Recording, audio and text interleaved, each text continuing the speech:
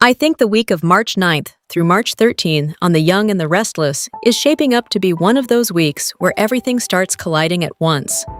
Power struggles, old rivalries, and some very personal battles are all building at the same time. And to me, it feels like the show is pushing several storylines toward a breaking point. Victor is once again playing his favorite game, making deals that benefit him most. This time, he's driving a hard bargain with Phyllis. Victor has been trying to manipulate everyone around him to regain control of Newman Enterprises, and I was wondering if going straight to Phyllis might actually be the move that finally works. She's currently in a position of power, and Victor tends to respect people who can match his intensity. Still, with Victor, every deal comes with a hidden agenda. At the same time, Billy seems to be facing a serious dilemma. He finally has two things he's been chasing for a long time: Sally and control of Chancellor Industries, but it looks like he might have to risk losing one of them to help the Abbott family. I didn't realize how quickly Billy's victory could turn into another impossible choice. In Genoa City, success rarely comes without a price. Meanwhile, Jack's storyline takes a very strange and potentially dangerous turn. He ends up having a shocking reunion with Patty. Their history goes back years, and it's never been simple. To me, bringing Patty back into Jack's orbit immediately raises the stakes because she has always been unpredictable. Jack might think he understands the situation, but Patty has a habit of staying 2 steps ahead. Victor, as usual, is also keeping secrets, this time from Nikki.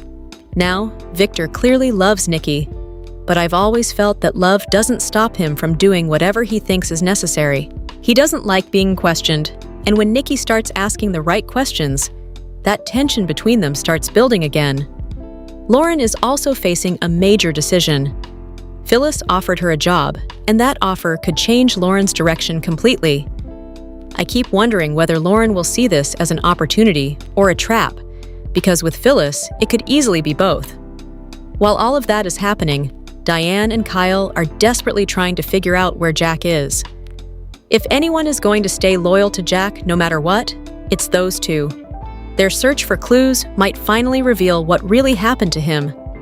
Nikki, interestingly, seems to be putting pieces together on her own. She may start connecting the dots about Jack's disappearance. I might be wrong, but it almost feels like Nikki is getting closer to the truth, that Jack was literally pushed out to sea, and that Patty may somehow be involved in keeping him distracted or trapped. That tension also explodes between Diane and Phyllis. These two have never been able to coexist peacefully, and with Jack's safety on the line, Diane completely loses her patience. Part of me wonders if, just for a moment, they might actually work together. But history tells me that's probably wishful thinking. Over on another front, Nick and Sharon surprisingly turn to Adam for help. That's a dynamic that always fascinates me because Nick and Adam have such a complicated relationship. But when there's a real threat involved, Adam sometimes steps up in unexpected ways. And apparently, he provides Nick with some valuable intel that could help deal with Matt Clark once and for all. Speaking of that storyline, Sienna brings disturbing news to Noah, which suggests Matt Clark might not be finished causing chaos. Every time it seems like that threat is fading, something new pops up. Victoria also steps in to defend Victor's actions, which honestly doesn't surprise me. In many ways, Victoria has always been the child who most closely mirrors Victor's mindset: strategic, loyal, and willing to justify his decisions, even when others question them. But Victor and Nikki's relationship might be reaching a breaking point again. We've already seen how explosive their fights can become, especially when Jack is somehow involved. In Genoa City, even the strongest marriages can suddenly look fragile. Another interesting moment this week is Kane trying to make amends with Lily. So much of the recent AI drama actually started with Kane trying to win Lily back. I keep wondering whether an apology now can really undo everything that happened, or if it's already too late. And then we circle back to Jack and Patty. Jack eventually falls into Patty's trap, which honestly feels like classic Patty behavior.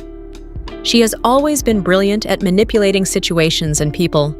The real question, to me, is whether Jack can outmaneuver her this time, or if he's already too deep in whatever game she's playing.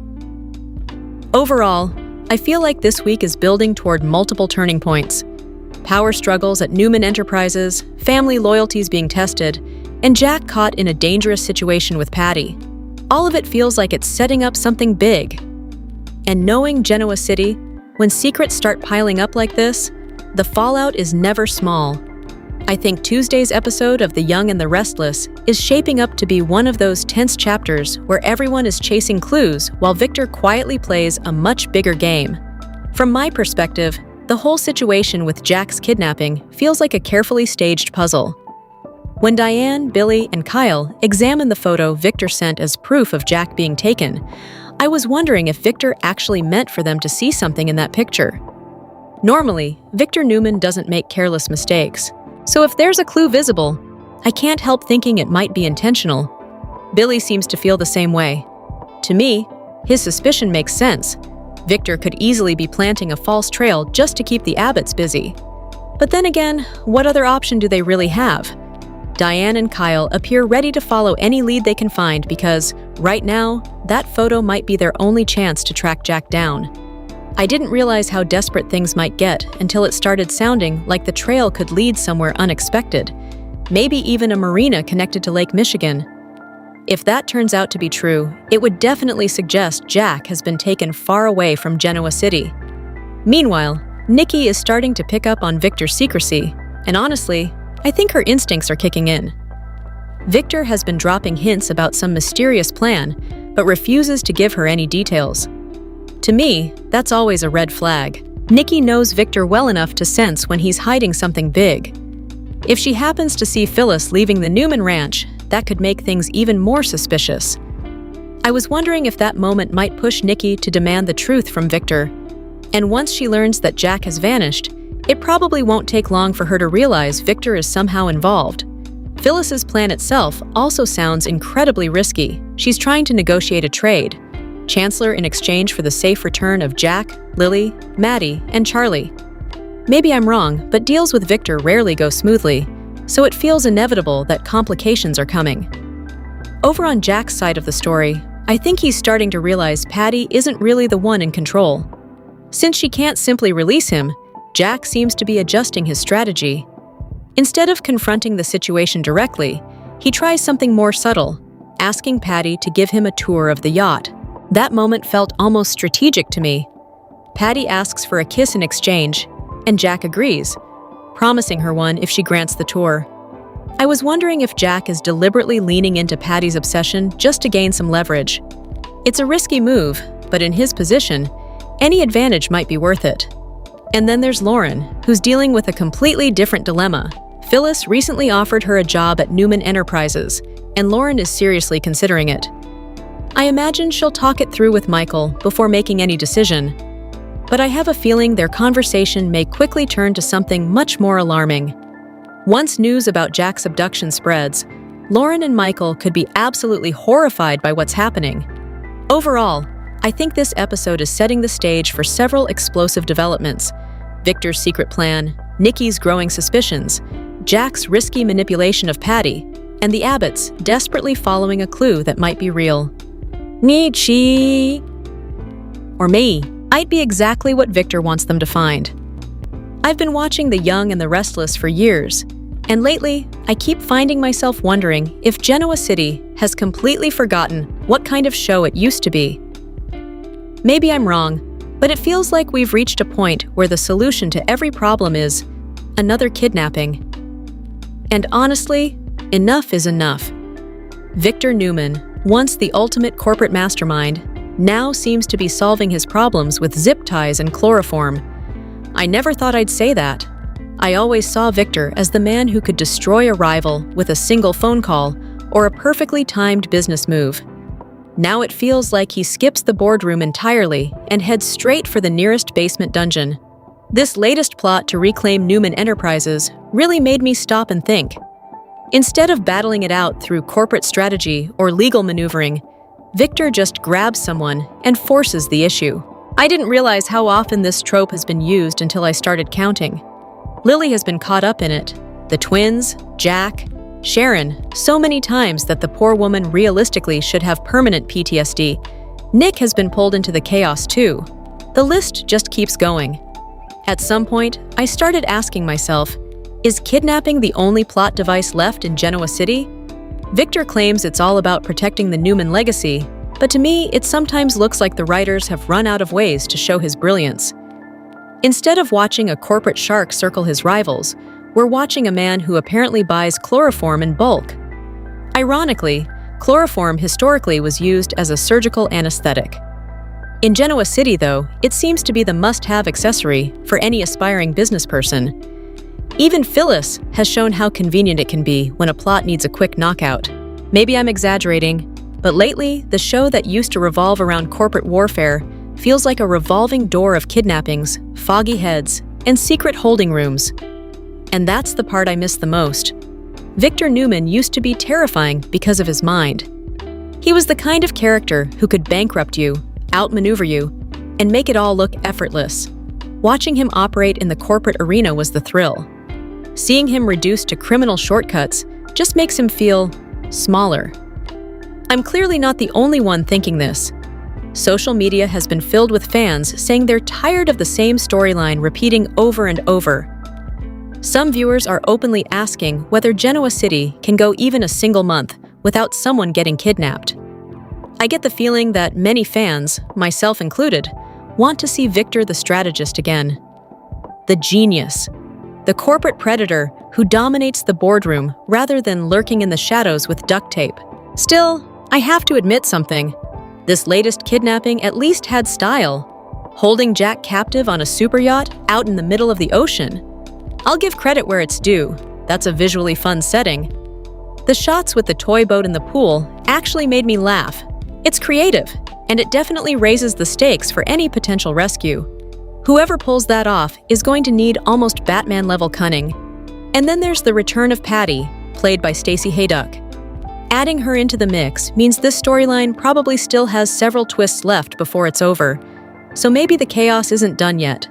But speaking for myself, I keep thinking about what made The Young and the Restless great in the first place.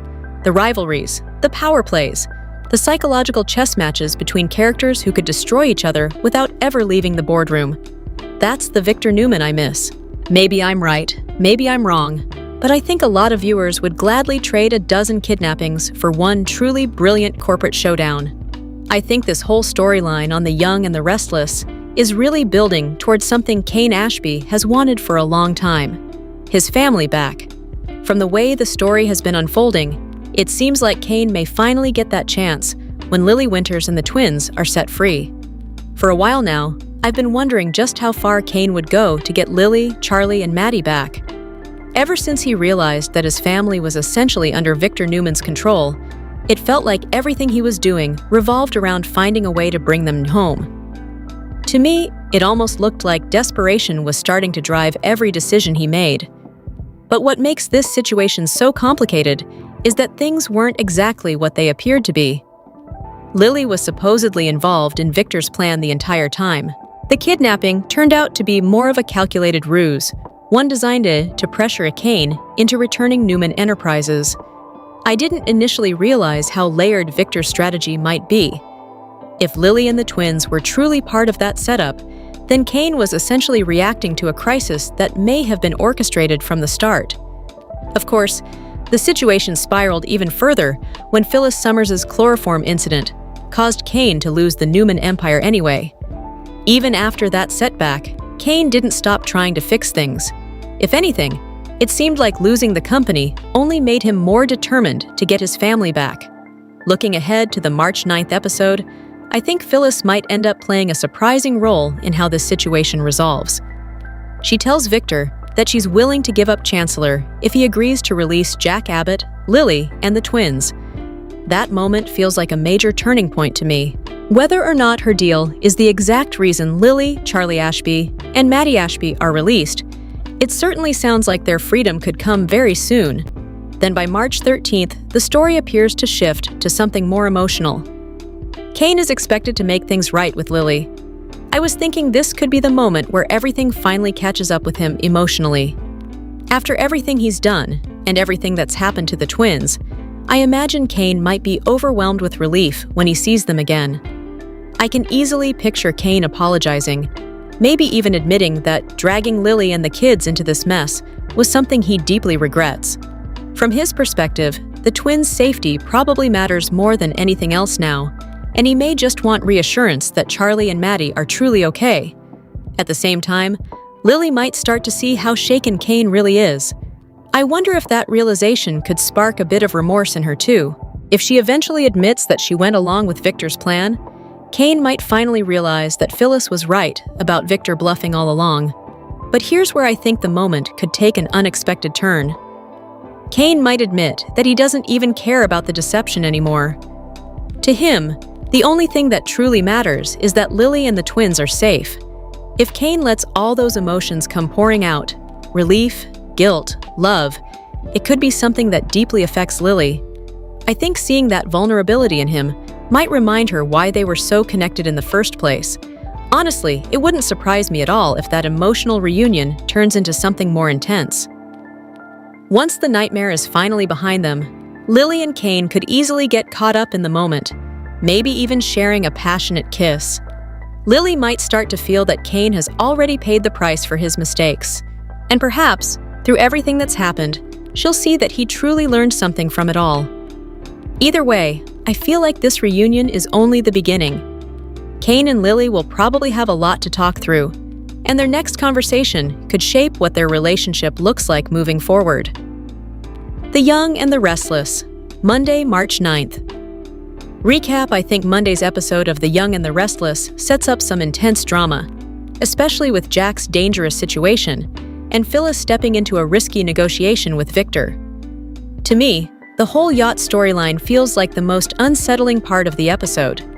Out on the yacht, Patty Williams insists that she's a changed woman. She claims she's been rehabilitated and has worked hard to rebuild herself. But honestly, I don't blame Jack Abbott for being skeptical. Given their history, trusting Patty again would be incredibly difficult.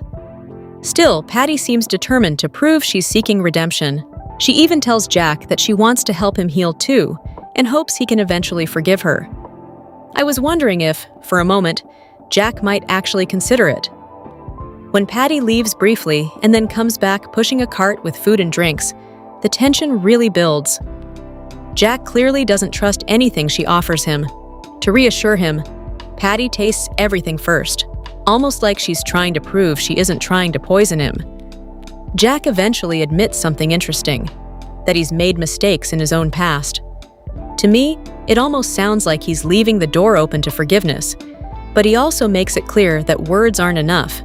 If Patty truly wants redemption, she's going to have to prove it through her actions. Then Jack suggests something reasonable. They could simply return to shore and go their separate ways. But that's when things take a darker turn. Patty apologizes and says they can't do that. When Jack presses her about why, she reveals a shocking truth. She's not actually the one in charge.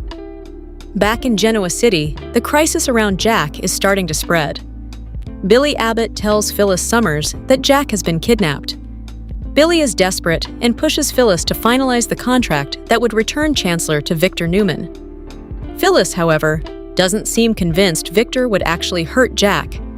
She thinks Victor might just be throwing one of his famous power play tantrums. Billy isn't willing to gamble on that theory. He tells her she has 1 hour to lock in the deal, or else. Later, Billy meets with Diane Jenkins Abbott and Kyle Abbott at Society. They're both furious that Phyllis seems to be stalling when Jack's safety could be on the line. Billy points out they still don't have concrete proof that Jack was actually kidnapped. But when Billy starts complaining about possibly losing Chancellor again, Diane and Kyle quickly shut down his self-pity. To them, Jack's freedom matters far more than Billy's business frustrations. Eventually, Billy decides to force the issue. He texts Victor and promises to return Chancellor if Victor proves he really has Jack. Soon after, an unknown number sends back a chilling reply. A photo of Jack unconscious from the previous day, along with a simple message: "Your move." Meanwhile, at the Newman Ranch, Phyllis confronts Victor directly. She makes one thing very clear. Billy might think he's negotiating, but she is the one currently in control of Chancellor. And if Victor wants it back, he'll have to deal with her. Victor doesn't seem interested in playing games. He bluntly tells Phyllis this isn't a negotiation and questions whether she's really willing to risk Jack's life. Phyllis claims she doesn't believe Victor would truly hurt Jack, but she also admits she doesn't want to be responsible if something goes wrong. So she makes an offer. Phyllis says she's willing to give Victor Chancellor in exchange for Jack, Lily Winters, and the twins. Victor immediately senses there's more behind her motives. He asks what she's really getting out of this. Phyllis tries to frame it as a selfless act, saying she just wants to protect Jack. But Victor clearly isn't buying that explanation. Eventually, Phyllis admits, part of her hope is to make amends with her children. Victor then lays down the terms. Phyllis has 1 hour to draw up the paperwork. After that, they'll see if the deal moves forward. And he warns her about one thing. If she tries to renegotiate or change the terms, the entire deal is off. To me, the episode ends with the feeling that the yacht situation is only getting more dangerous. Jack is trapped. Patty isn't the real mastermind. And somewhere behind the scenes, someone else is clearly pulling the strings. And I have to say, that mystery might be the biggest twist of all. I think Monday's episode of The Young and the Restless is shaping up to be one of those tense chapters where every decision could change the power balance in Genoa City. As I was reading through the developments, it really struck me how many characters are being pulled into Victor Newman's latest scheme. From my perspective, the biggest shock comes when Billy Abbott brings grim news to Phyllis Summers. He reveals that Victor has kidnapped Jack Abbott. To me, that alone feels like classic Victor. Dramatic, ruthless, and always strategic. Victor's demand is simple but massive. He wants control of Chancellor Industries in exchange for Jack's freedom. What makes this situation fascinating, at least to me, is that Phyllis technically holds the power right now. Since she still controls Chancellor, the decision ultimately lands in her hands. I was wondering whether she would even consider giving in to Victor's demand. Knowing Phyllis, though, I think she might see the entire kidnapping situation as another one of Victor's manipulative games. Phyllis has already made a deal with Kane Ashby regarding Chancellor, so handing the company over to Billy, or letting it fall into Victor's hands, would completely disrupt that arrangement. Because of that, I didn't get the sense that she would rush to sign anything away. There's also the reality that a transfer of a company like Chancellor wouldn't happen instantly anyway. Even if she wanted to cooperate, legal complications could slow everything down. Another detail that caught my attention involves Billy, Diane Abbott, and Kyle Abbott. In the weekly preview, Billy tells them he has a lead and wants to follow it. That moment made me pause for a second. If Phyllis actually agreed to give Victor Chancellor, would Billy and the others still be chasing a lead? To me, that suggests they might be trying to rescue Jack another way, without giving Victor exactly what he wants. Meanwhile, the storyline with Jack takes an even stranger turn on the yacht where he's being held. Patty Williams appears with an unusual proposition. She tells Jack she can help him secure a boat so he can escape, but there's a condition attached. He has to kiss her. I didn't realize just how unpredictable Patty could still be until this moment. Jack cautiously agrees, saying that if he sees the boat, she'll get her kiss. It's such a bizarre but very soap opera kind of negotiation. Still, I can't help thinking that if Patty actually gets that kiss, she might want more than just that small reward. So to me, Monday's episode looks like it will balance two major tensions at once. On one side, Phyllis must decide whether Jack's life is worth surrendering a powerful company. On the other, Jack himself might be forced to rely on Patty's strange offer just to get a chance at freedom. Maybe I'm wrong, but it feels like the story is building toward a moment where someone will have to outmaneuver Victor rather than simply give him what he demands. And in Genoa City, that kind of gamble almost always leads to even bigger drama. I think the whole situation really starts to spiral the moment Diane and Kyle rush into Billy's place. From my perspective, the panic in that room says everything about how serious Jack's disappearance is. Diane immediately insists that Victor was telling the truth, claiming she could see it in his eyes. Maybe I'm wrong, but to me that feels like Diane trying to convince herself as much as anyone else. When someone like Victor Newman is involved, trusting what you see in his eyes sounds dangerously optimistic. Billy, however, takes a more calculated approach. He suggests going to Nikki for help, which seems logical given the Newman connections. But Diane quickly shuts that idea down. Instead, she pushes Billy toward a completely different demand, giving Chancellor back. To me, that moment reveals how tangled the business rivalries are with this personal crisis. Even with Jack missing, the power struggles in Genoa City never really pause. Then comes the twist that changes the tone of the entire conversation. Billy reminds everyone that they don't actually have any evidence against Victor. Sally then pushes him to finally admit the truth, and Billy reveals something shocking. He doesn't actually own Chancellor. Phyllis does. I didn't expect that revelation to land in the middle of such a tense moment, but it completely shifts the strategy. Billy insists Phyllis would never betray Jack, but Diane explodes in frustration. She basically says they need to stop trusting people who don't deserve it. To me, Diane's outburst feels like the voice of someone who has been burned too many times. In her mind, blind loyalty is exactly what got them into this mess. Now the responsibility falls squarely on Billy. He admits they'll need Phyllis on their side, but everyone knows Phyllis rarely does anything without expecting something in return. Kyle sums up the urgency perfectly. They have to get Phyllis to cooperate, and they have to do it fast. Meanwhile, Jack is dealing with a nightmare of his own. When we see him on the boat, it's clear he's been locked inside a cabin. He's frustrated, pounding on the door, and shouting for someone to open it. No one responds.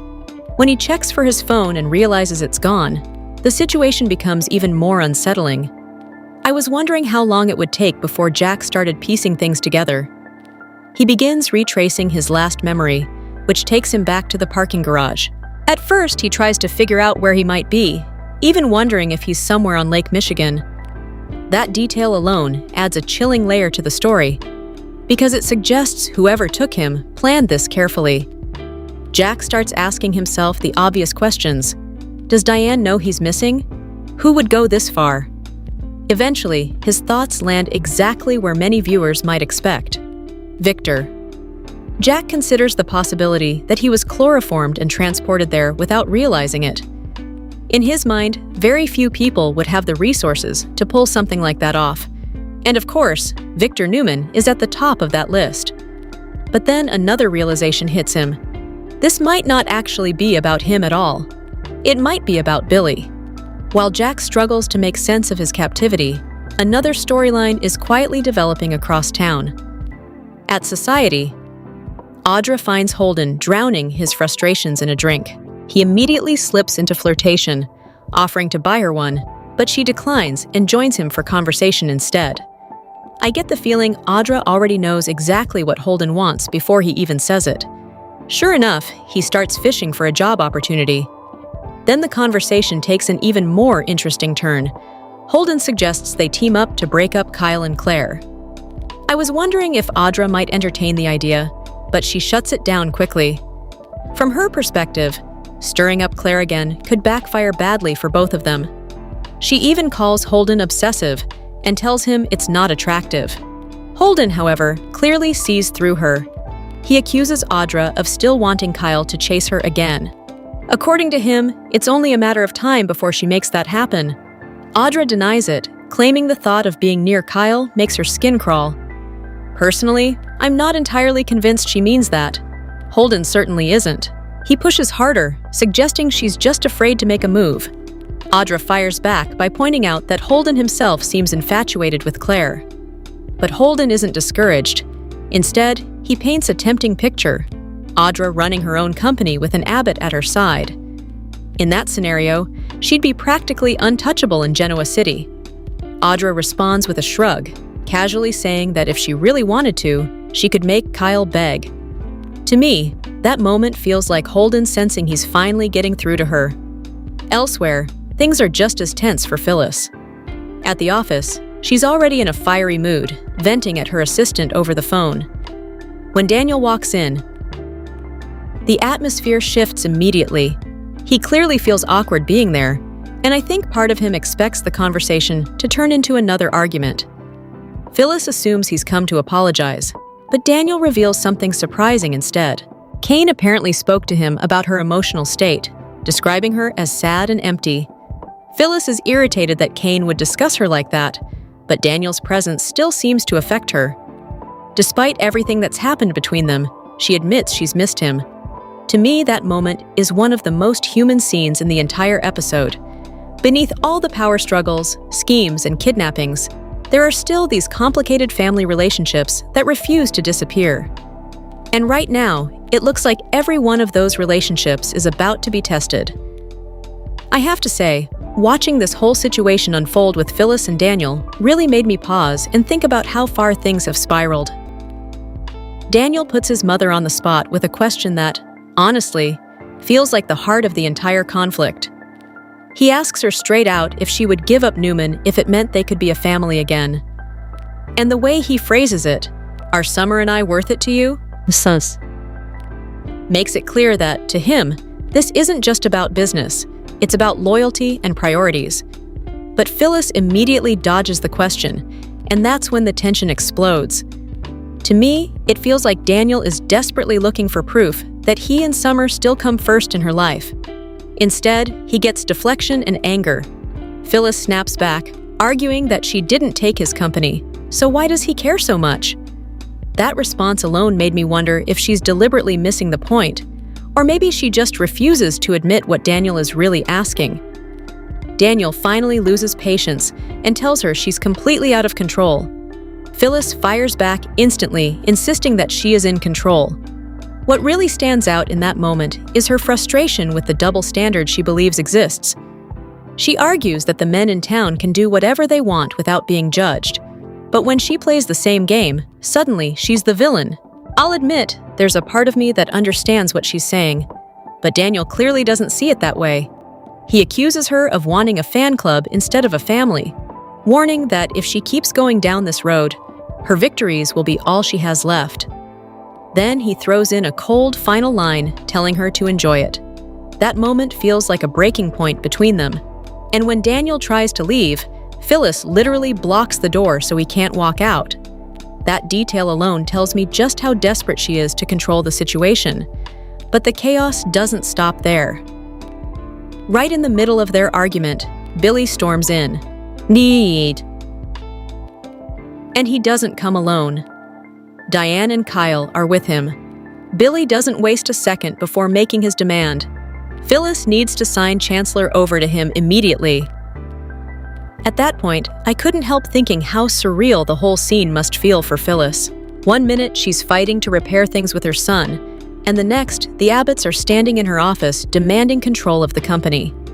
She immediately questions why Diane and Kyle are even there. Diane and Kyle step outside, but Daniel lingers, almost like he needs to see how this confrontation plays out. Meanwhile, in another corner of the story, Jack is still stuck on that boat, and he's furious about everything that's happening. From his perspective, Billy absolutely cannot give in to Victor's demands. Just as Jack is venting his anger, something unexpected happens. The doorknob starts turning. When the door opens and he sees who's standing there, the shock on his face says everything. Because the woman walking in is Patty Williams, and honestly, I didn't see that coming. Back on land, things are just as tense. Diane and Kyle arrive at Society, where Audra and Holden are already sitting. Kyle gives them a look that feels more like a warning than a greeting. Holden immediately notices it and tells Audra that Kyle just challenged her. Audra, of course, seems completely amused by the idea. What I find interesting here is Holden's attitude. He insists that despite everything that's happened between them, the chemistry between him and Audra is still there. In his mind, they work together because neither of them needs anything from the other anymore. And somehow, he thinks that dynamic could help him win Claire back. He explains that things with Claire aren't actually over. He just needs space to prove himself. Then he pitches a plan to Audra. Help him out, and they could both get what they want. Audra's response is classic Audra. With that sly confidence she has, she basically agrees, but in a way that makes it clear she's enjoying the game. Across the room, Diane is having a very different conversation with Kyle. She's furious about the situation with Nikki and Jack. From Diane's perspective, Jack risked his life for Nikki, and the gratitude he receives is Nikki allowing Victor to keep waging war against him. It's clearly tearing Diane apart. She even says that if she has to go to Nikki and beg her to stop Victor, she will. The thought of Jack being in danger is something she can't stand. Kyle tries to stay hopeful. He believes Billy might be able to get through to Phyllis, but even he sounds like he's trying to convince himself when he says it has to work. Back in Phyllis' office, Billy asks Daniel to leave so he can talk to her alone. Daniel steps aside, but the anger in the room doesn't disappear. Phyllis is absolutely furious. From her perspective, Billy just interrupted what might have been a reconciliation with her son. She warns him that if he's going to derail that moment, whatever he has to say better be worth it. And while all of this is happening, the biggest twist might be unfolding far away from them all. Because on that boat, Jack is staring at Patty Williams in complete disbelief. And I can't help thinking this raises a huge question. Why is Patty there? And what does she want with Jack now? If history tells us anything, whenever Patty Williams shows up unexpectedly, nothing good follows. I've been thinking a lot about where things are heading on The Young and the Restless during the week of March 9th. And honestly, it feels like the storylines are about to throw some serious curveballs. The situation with Jack Abbott being kidnapped especially caught my attention.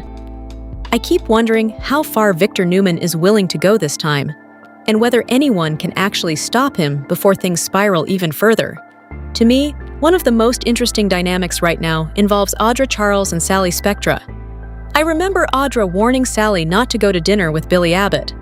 Sally tried to brush it off, saying it was just a simple goodbye dinner, nothing complicated. But I had a feeling it wouldn't stay that simple for long. When Sally eventually updates Audra about what happened, I suspect Audra won't be happy at all. In fact, it looks like Billy may have found a way to pull Sally back into his messy world of schemes and manipulation. Sally might insist that none of this affects their business partnership at Spectra Charles, but I'm not completely convinced. If I'm being honest, I think Audra is already starting to doubt whether Sally can stay fully focused on their work. And with everything happening in Genoa City, distractions can become dangerous very quickly. Meanwhile, Victor Newman seems to be pushing his power play to an extreme level. His demand is shocking.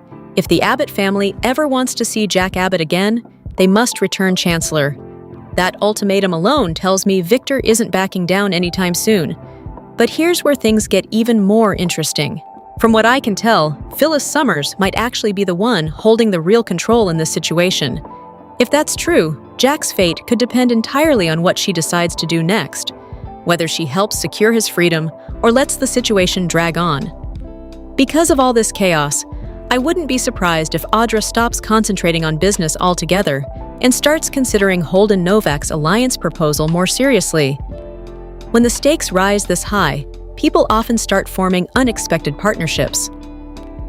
Another storyline that really stands out to me involves Nikki Newman. When she learns what Victor has done, I imagine her reaction will be explosive. Nikki and Jack have shared a deep friendship for decades, and Jack once saved her life. That's something Victor has never been able to fully accept. In his mind, he should have been the one to rescue her. And I think that lingering resentment still fuels many of his decisions. Because of that history, Nikki will likely demand answers. She'll want to know if Jack is safe and where he's being held. If Victor refuses to tell her anything, I can honestly picture Nikki reaching her breaking point. It even makes me wonder whether she might threaten divorce just to force Victor to reconsider his actions. After everything they've been through, that would be a dramatic turning point. Elsewhere, Victoria Newman may find herself dealing with regret. I get the sense she'll start feeling that she should have been more open about the situation involving Lily Winters from the beginning. At the time, no one expected anything truly dangerous to happen. But now Lily's disappearance has made the whole situation far more serious. With Victor already involved in another kidnapping scandal, the complications could ripple through several relationships, including Nate Hastings's romance. There's also the legal drama building around Mariah Copeland's upcoming trial. Laura Lee Bell appears to be preparing for that storyline to take center stage, which could bring another wave of emotional confrontations. And then there's Nick Newman. I keep wondering where his storyline with addiction and the search for Matt Clark is heading. The longer Matt stays hidden, the more tension builds. Eventually, villains like him always come out of hiding.